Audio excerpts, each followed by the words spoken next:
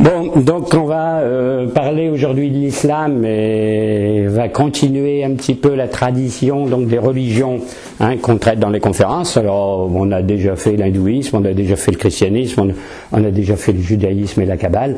On a fait un petit peu les grandes religions. On a fait, même si ça n'a pas été filmé, l'Égypte. Il y a très très longtemps, et puis on parle très souvent de la mythologie grecque, on a parlé des Mayas, donc bien sûr la religion qui va avec, et donc en gros on traite un peu tous les systèmes religieux et tous les courants ésotériques. Donc les Templiers, les Rose-Croix et d'autres disons mouvements. Et donc bon, pour l'islam, donc ça va se diviser en trois parties. On va avoir un aperçu général de la religion telle que tout le monde la connaît, et après quelques aspects ésotériques, et puis la troisième partie, la fin des temps. Donc si on parle de l'islam en général, vous savez que c'est un monothéisme. Donc vous avez trois grandes religions monothéistes, le judaïsme, le christianisme et l'islam.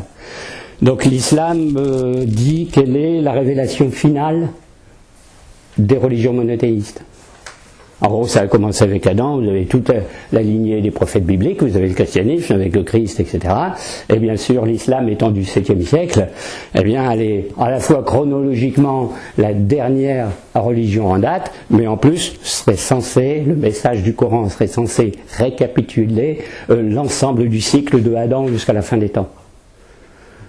Bon, rien que ça. Donc on peut dire que c'est à la fois une continuation du judaïsme et du christianisme, parce que dedans, si vous lisez le Coran, vous avez beaucoup d'allusions à Moïse, beaucoup d'allusions au Christ, et à tout un tas de personnages bibliques.